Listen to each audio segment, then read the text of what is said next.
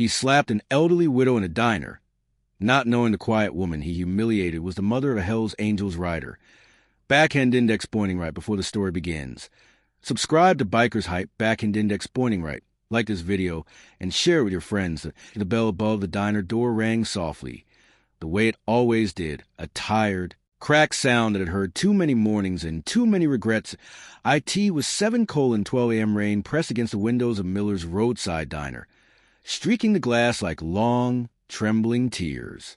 The neon open sign flickered, half dead, half stubborn. Just like the people inside, the corner booth by the window sat Eleanor Hayes, 72 years old, widowed, hands folded neatly around a chipped porcelain coffee cup she never finished. She came here every morning at the same time. Same booth, same order. Black coffee, one slice of toast. Butter on the side that no one knew exactly why. Some said it was habit.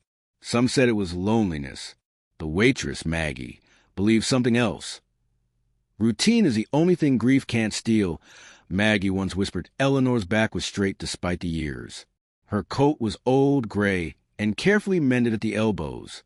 Her hair was silver, tied back neatly. No jewelry, except a thin gold ring on a chain around her neck that a wedding ring. She touched it sometimes when she thought no one was watching. Outside, a black pickup truck screeched into the parking lot, tires hissing on wet asphalt. Inside, the door flew open, and the air changed. The man who walked, Ina's name was Bradley Knox. Everyone in town knew him. Not because he was important, but because he was loud. Late 30s, broad shoulders, red face, designer jacket that didn't belong in a place where coffee cost $2.49. The kind of man who filled rooms by force, not presence. He smelled like expensive cologne layered over old anger. Bradley scanned the diner like it owed him something. His eyes landed on Eleanor's booth, empty seat across from her. He walked over without asking. "Move your purse," he snapped. Eleanor looked up slowly. "I'm sorry," she said, soft as falling ash. Bradley grabbed the strap of her worn leather purse and shoved it aside. "I said I'm sitting here."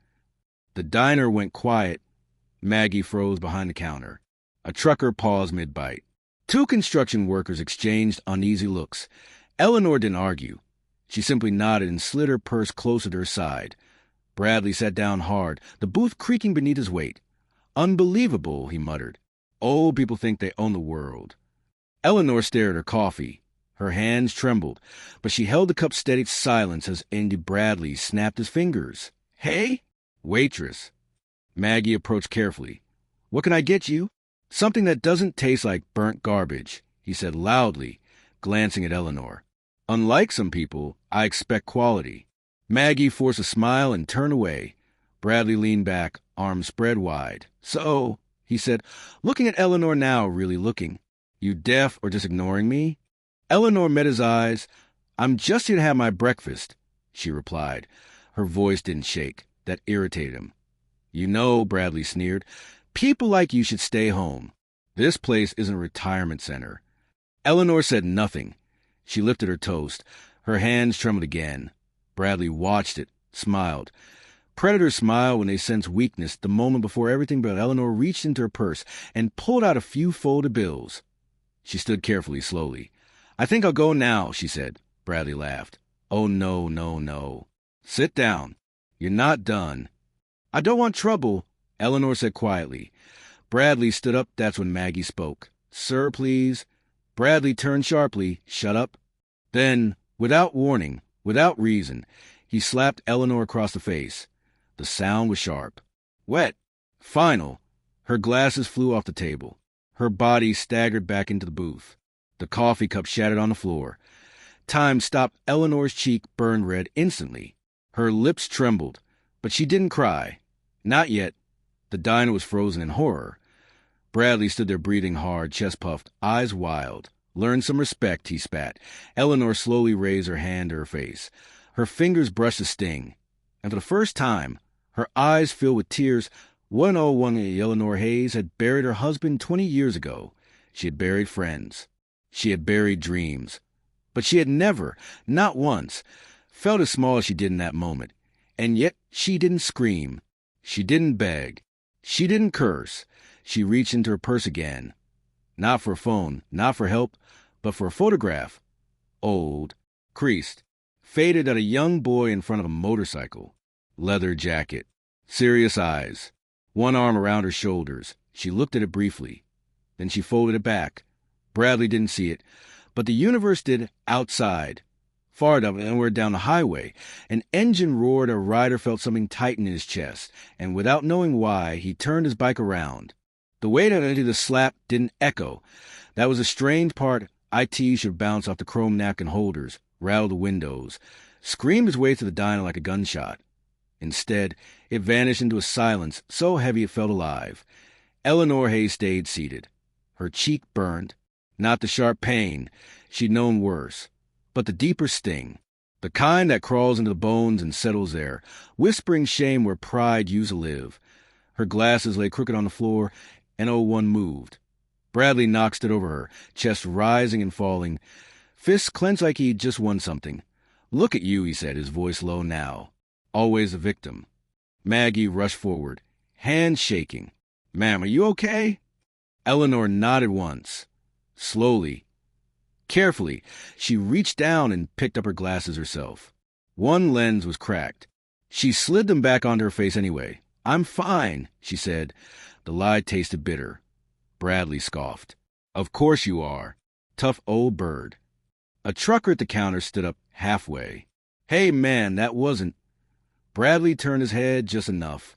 "Sit down." Something in his eyes made the trucker sit. Bullies had a gift for that. Detective Eleanor stood. Her knees wobbled, but she didn't reach for the booth. She adjusted her coat, picked up her purse, and placed the folded bills on the table, still paying for a breakfast she never finished. Maggie stepped in front of her. "Please, let me call someone." Eleanor shook her head. "No," she said softly. "I'll walk." Rain pattered against the glass as she moved toward the door. Each step felt louder than the slap itself. The bell rang again. She disappeared into gray morning. Bradley watched her go, smirking. Good. World's better when people know their place. No one answered him, and one met his eyes. He didn't notice outside.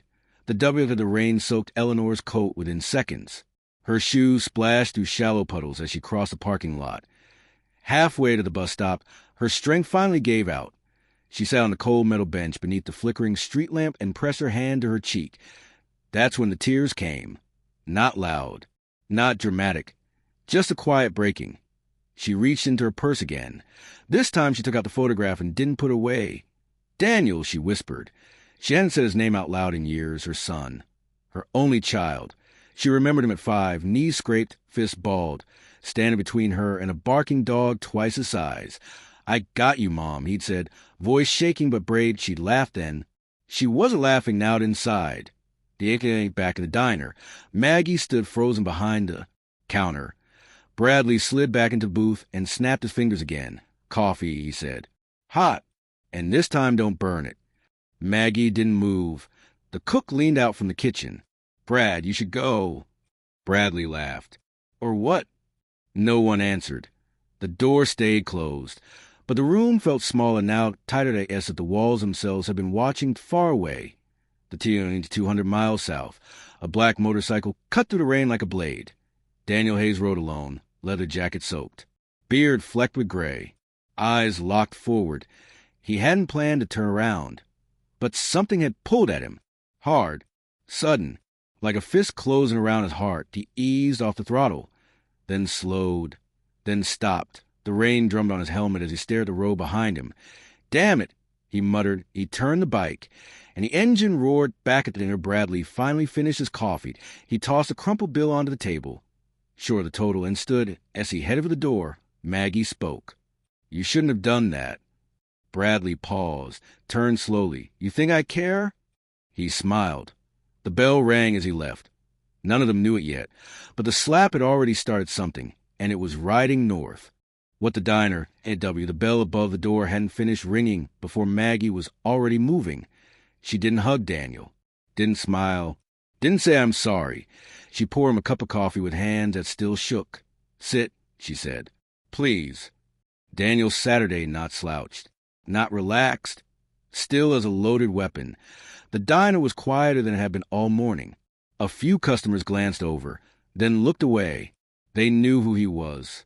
Maybe not by name, but by presence. Start, Daniel said. Maggie swallowed the story.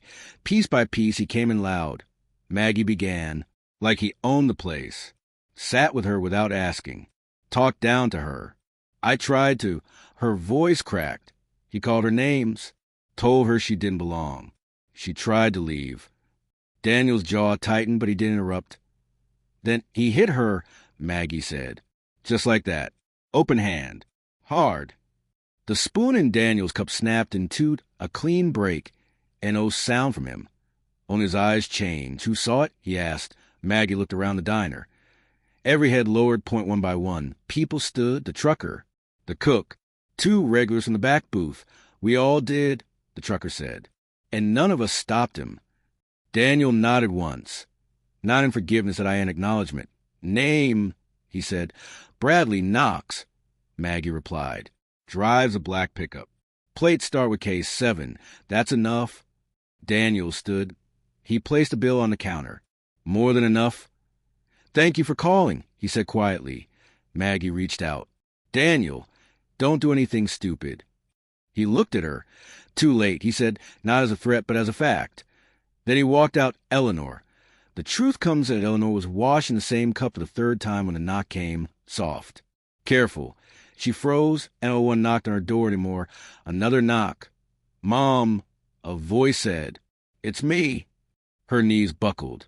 She opened the door, and there he was, soaked, taller than she remembered, eyes burning with something she hadn't seen since she was a teenager. She reached up and touched his face like he might disappear. Oh, Danny, she whispered. Her sleeve slipped. The bruise was fully visible now, purple. Angry. His breath stopped. He closed the door gently behind him. Sit down, he said. She obeyed. He knelt in front of her. Who did this? He asked. Her lips trembled. No one important, she said. That answer hurt more than the truth. Mom. A long pause. A man, she finally said. At the diner. Daniel closed his eyes. Just for a second, then he stood. I'll be right back, he said. Eleanor grabbed his jacket. No, she pleaded. Please, I don't want trouble. Daniel looked down at her hand, then at her face. Trouble already came, he said softly. I'm just returning it. The phone to as Daniel stepped outside. The rain had stopped. He pulled out his phone, scrolled. Stop. He didn't call many people. Only the ones who answered without questions.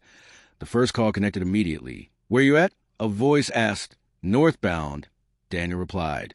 Small town. Diner on Route 11. A pause, and say no more. He made 2 more calls. That was all that Bradley.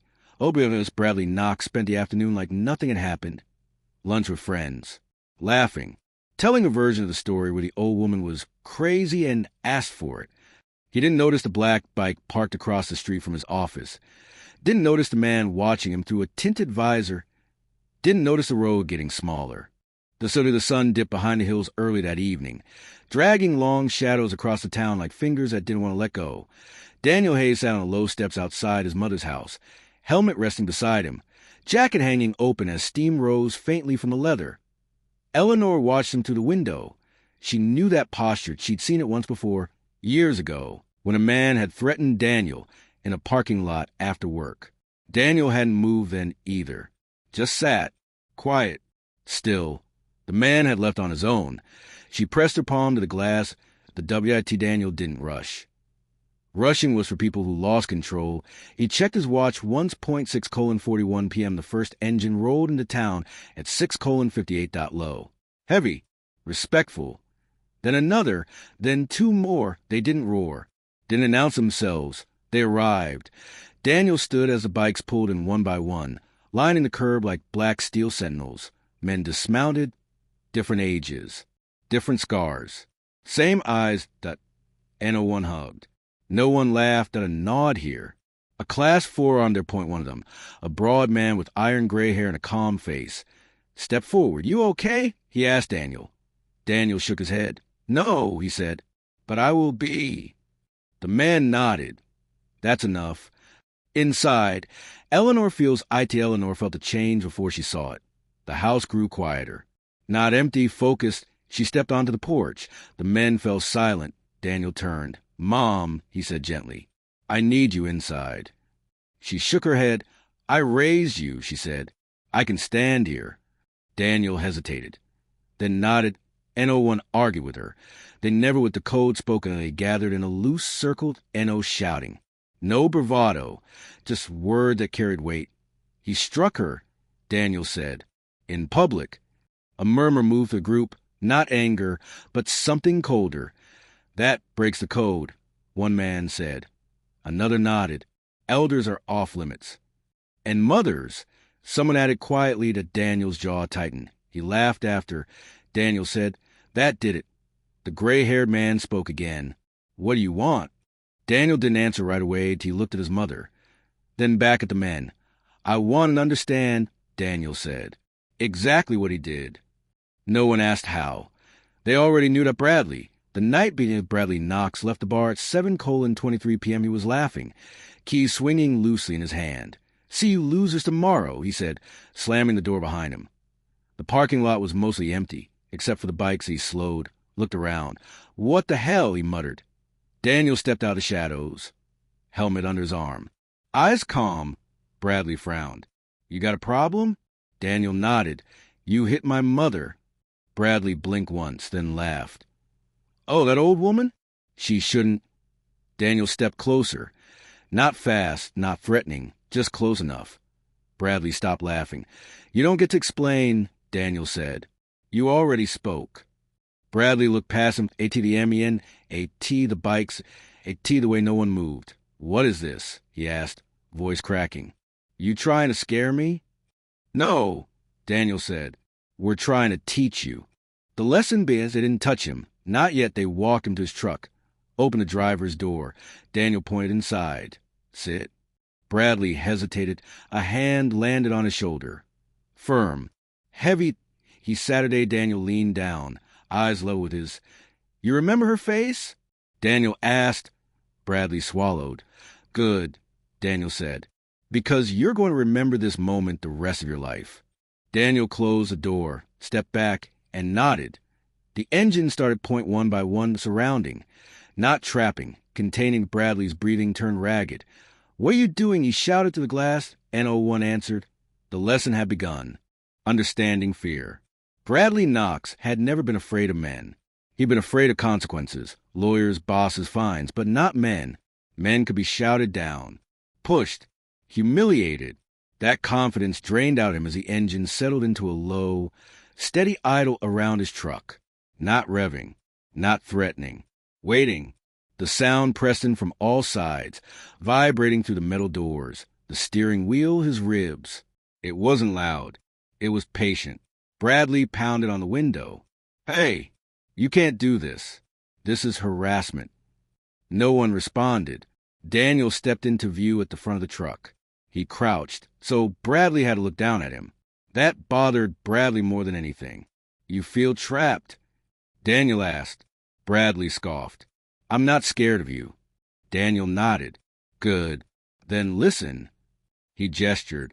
The gray-haired man stepped forward and placed a folded paper on the hood of the truck. "Police report," the man said calmly. "Blank. Ready to be filled." Bradley frowned. "What's that supposed to mean?" "It means," Daniel said, "we gave you options." Bradley laughed weakly. "You think you scare me with paperwork?" Daniel didn't smile. "Do you remember what you told her?" Daniel asked. "About knowing her place?" Bradley shifted in his seat. "She's old," Bradley snapped. "People like that." Daniel stood. The engines cut. The sudden silence was worse. "You don't get to finish that sentence," Daniel said. He opened the driver's door. Bradley flinched. Daniel didn't hit him, didn't grab him. He simply reached in and turned the interior light on. "Get out," Daniel said. Bradley hesitated. A dozen men took one synchronized step forward. That was all. Bradley got out. The walk. They walk him, not dragged, across the parking lot. Each step felt heavier than the last. "Where are we going?" Bradley asked. Daniel pointed. "The diner." Its lights were still on. Bradley stopped. "No. No way. You can't." Daniel leaned in, voice quiet. You walked in once today without permission. Now you'll walk in again. The bell rang. Everyone inside froze. Maggie's hand flew to her mouth. The trucker stood. Bradley felt every eye on him. Daniel guided him to the same booth. "The seat," Daniel said. Bradley sat. Daniel turned to the room. "I need witnesses," he said. No one left. The mirror. Daniel pulled out a chair and sat across from Bradley. "You slapped her," Daniel said evenly. "In this booth." Bradley swallowed. "I was angry." Daniel nodded. "So was she. Did you see that?" Bradley didn't answer. Daniel leaned back. "You didn't break her bones. You broke her dignity." He slid the photograph across the table. Bradley stared at it. A young Daniel. Eleanor's arm around him, both smiling. "That's my mother," Daniel said. "The woman you struck." Bradley's voice shook. "I didn't know." Daniel's eyes hardened. "That never mattered." He stood. "Apologize." Bradley blinked. "What?" "Stand up," Daniel said. "Look at them. And apologize." Bradley's legs felt weak as he stood. His mouth opened. Nothing came out. Daniel waited. The diner waited. Bradley's shoulders slumped. "I'm sorry," he muttered. Daniel shook his head. "Not to me?" Bradley turned. Eleanor wasn't there, but Maggie was. The trucker was. The cook. Everyone he'd looked down on. "I'm sorry," Bradley said louder. "I was wrong." Daniel nodded once. "Sit." Bradley collapsed back into the booth. The price. Daniel placed a blank police report in front of Bradley. "You can sign this," Daniel said. "Confess. Face the law." Bradley stared at the paper. "Or," Daniel continued, "you can sign this." He placed a second document beside it. A restraining agreement. A public apology. A donation receipt to the local senior center. 5 figures. Bradley's eyes widened. "You'll also leave this town," Daniel said. "Tonight." Bradley looked around. At the men. At the silence. He picked up the pen. The weight of the pen trembled in Bradley Knox's fingers. IT wasn't fear of pain that shook his hand. IT was something worse. Loss of control, he stared at the paper as if it were a verdict already written in ink he couldn't erase. "This isn't legal," he muttered. Daniel didn't respond. He didn't need to. The silence answered for him. Bradley glanced around the diner. At Maggie. At the trucker. At the cook who wouldn't meet his eyes anymore. Not out of fear, but out of judgment. For the first time in his life, Bradley felt seen, not admired, not tolerated. Exposed, he swallowed and signed. The scratch of pen on paper sounded loud as a gunshot. Daniel picked up the document and scanned it carefully. Then he nodded and folded it once, placing it inside his jacket. "Now the other one," he said. Bradley's hand cramped as he signed the donation receipt. 0.5 figures. Money he bragged about wasting at bars. Now it was leaving him in silence. Daniel took that paper too. "Good," he said. "Sit tight." Bradley's head snapped up. "What?" Daniel turned and walked toward the door. The men followed point one by one. They stepped outside, engine starting again, not loud, not proud, purposeful. Bradley sat alone in the booth, sweating, waiting outside. A difference in the night air was cooler now. Daniel stood beneath the diner's flickering light, helmet under his arm, the folded papers heavy in his pocket. The gray-haired man stepped beside him. "You sure this is enough?" he asked quietly. Daniel looked at the diner door. Thought of his mother's bruise, thought of where her voice had gone small. "No," Daniel said honestly, "but it's right." The man nodded. "That's what matters." Back home, Eleanor Hayes sat at her kitchen table, hands wrapped around a cup of tea she hadn't touched. Every sound outside made her look up. Then she heard it, the low hum of engines. She stood slowly and walked to the porch that Daniel's bike pulled up first. He removed his helmet before he even shut the engine off. She saw his face, and she knew that he crossed the yard in long strides and stopped in front of her. "It's done," he said. She searched his eyes. "You're not hurt?" she asked Daniel. Shook his head. "Did you hurt anyone?" she asked. Daniel hesitated. Then, "No," she nodded. "That's good." She reached up and touched his cheek, just as she had when he was small. "I didn't raise you to be cruel," she said. Daniel's throat tightened. "I remembered," He replied the last of it back at the diner. Daniel returned alone. Bradley looked up, panic flooding his face. "You said sit tight," Bradley stammered. "What happens now?" Daniel opened the door to Bradley's truck. "Now," he said. "You leave?" Bradley rushed to his feet. "I'll go. I swear I won't." Daniel held up a hand. "Don't swear to me," he said. "Swear to yourself." Bradley climbed into the truck, hands shaking so badly he nearly dropped the keys. Yes, he started the engine. Daniel leaned in one last time.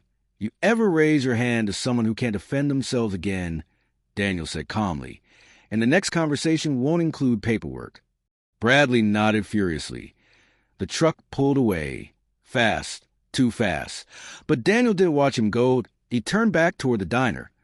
Toward the people Bradley had looked down on the room, and Maggie stepped forward. "Thank you," she said. Daniel shook his head. "No, thank you for calling."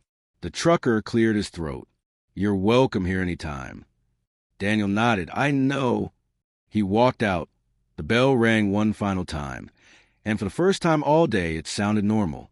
The morning after. The town woke up slowly the next morning. Not because anything looked different, but because everyone felt it. The air carried a strange calm, the kind that follows a storm after it's torn through, and moved on. Shops opened on time. Coffee brewed. Engines started. But conversations changed. People spoke softer, listened longer. And when Eleanor Hayes walked back into Miller's roadside diner at 7:12 a.m., the bell above the door rang like a promise kept. Eleanor returns. She wore the same gray coat. The bruise was fading now, yellowed at the edges, but still visible. She didn't hide it. She didn't need to. Maggie saw her immediately and rushed from behind the counter. "Good morning, Miss Eleanor," she said, voice thick. "Your booth." Eleanor smiled gently. "If it's free." "It's always free," Maggie said. As Eleanor sat, people nodded at her. Not pity, respect. The trucker tipped his cap. The cook raised 2 fingers in a quiet salute. Eleanor folded her hands around her coffee cup. For the first time in days, they didn't shake. Daniel, ready to leave. Daniel stood outside his mother's house, tightening the strap on his saddlebag. The bikes were gone. The town was quiet again. He liked it that way. Eleanor stepped onto the porch. "You don't have to go right away," she said. Daniel smiled faintly. "I do." She nodded. They stood in silence for a moment. Then Eleanor spoke. "I was scared," she admitted. Daniel met her eyes. "I know, but," she continued, "I wasn't ashamed." Daniel's chest tightened. "That matters," he said. She reached into her pocket and pressed something into his hand. The photograph. "You might need it more than I do now," she said. Daniel closed his fingers around it. "I'll call," he promised. She smiled. "I know." The town remembers. Bradley Knox's truck was already miles away. Word traveled faster than he did. By noon, the story had reached the hardware store, the gas station, the post office. But the version that spread wasn't about bikers. It was about an elderly woman who stood back up, about a diner that didn't look away, about a line that, once crossed, demanded to be answered. Parents told their kids. Bartenders told their regulars. And every version ended the same way. Don't raise your hand to someone who can't raise one back. A quiet legacy. That afternoon, Maggie taped a handwritten sign behind the counter. Respect is not optional. No one laughed. No one argued. It stayed. Eleanor finished her breakfast and stood. At the door, she paused and looked back once. Not at the booth. At the people. "Thank you," she said. And this time, no one felt helpless saying you're welcome. The echoes at LOW, the road never forgets. IT remembers tire marks, broken promises, and the kind of silence that only comes after something important has happened. Daniel Hayes felt that silence as he rode out of town. The engine beneath him was steady, familiar, but his thoughts weren't. They circled back again, and again to the diner, to the sound of the slap that never echoed, to the bruise on his mother's face. Some lessons ended when the dust settled. Others followed you to stop in 20 miles north. Daniel slowed at a lonely gas station tucked between pine trees and cracked asphalt. He didn't need fuel. He needed AI as he killed the engine. Another bike rolled in. Then another. Then 3 more. Daniel sighed softly. "You guys follow me now?" he said without turning. The familiar voice answered. "You didn't say we couldn't." Daniel turned. The gray-haired man leaned against his bike, arms crossed. "We weren't done," the man said. Daniel raised an eyebrow. "I was..." The man nodded slowly. "You were done teaching him. But the town isn't done learning. What travels faster than base inside the gas station?" The clerk stared at them wide-eyed, not afraid, curious. "Y'all the guys from the diner?" he asked. Daniel didn't answer. The clerk went on anyway. "My sister works there." She said, nobody screamed. Nobody got hurt. But she's never felt safer at work. Daniel looked at the man beside him. The gray-haired biker smiled faintly. "That," he said, "is why we followed." Back in town. Consequences R.I.P. Bradley Knox reached the edge of the county by noon that he stopped once, just once, at a rest area. When he stepped out of his truck, he caught his reflection in the window, but he looked smaller. Not physically. Internally. His phone buzzed, a message from his boss that don't come back. "Heard what you did." Another buzz. From the bar, "You're not welcome here anymore." Bradley stared at the screen, heart pounding, and no sirens and no fists. Just doors quietly closing. He slid back into his truck and drove Eleanor. A different kind of that afternoon. Eleanor sat in her living room, sunlight warming the carpet at her feet. She held a cup of tea and listened to radio. The bruise on her cheek was almost gone now, but the memory wasn't. She thought about the slap, about the fear, and then about the people who stood up afterward. Eleanor smiled faintly. "Maybe," she said to the empty room, "this world isn't done surprising me." The demon back at the gas station. Daniel zipped up his jacket. "You didn't need to follow," he said to the men. The gray-haired biker shrugged. "Maybe, but stories spread whether you want them to or not." Daniel looked toward the highway. "Let them," he said, "as long as they spread the right way." He swung onto his bike. The men did the same. They didn't ride together. They never did. But they rode the same direction. The proof of love road stretched ahead. Long, empty, honest. Daniel Hayes rode until the town disappeared in his mirrors, until the echoes softened into something he could carry without anger. The engine's rhythm steadied his breathing. This was where truth lived, between miles, between thoughts. He pulled over once more, not because he had to, but because he wanted to remember the last 24 hours exactly as they were, not as revenge, not as legend, but as choice of what is back in town. Miller's roadside diner filled up like it always did, but something invisible had changed.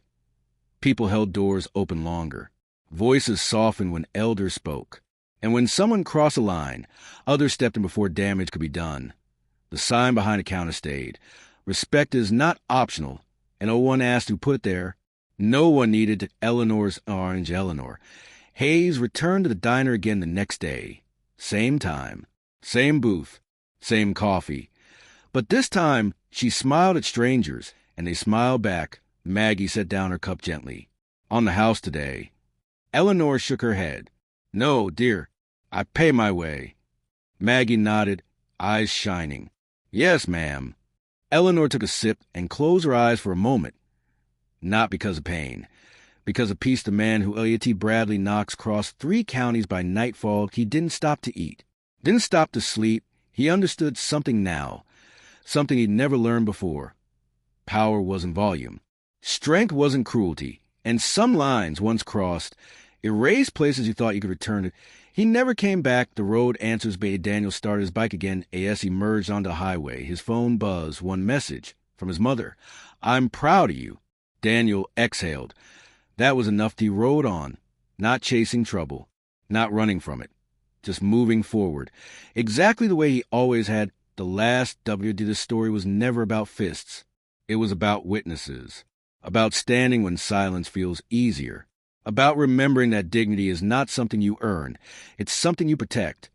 And sometimes the world listens when you do it the right way, that if the story moved you, even a little, Backhand Index Boing Right. Subscribe to Bikershype, Backhand Index Boing Right. Like this video and share it with your friends Red Heart if you love Hell's Angels energy, brotherhood, and respect. Share this video now directed. Help us complete our 1,000 subscribers target now. Prove your love. Backhand Index Boing Down, comment your name.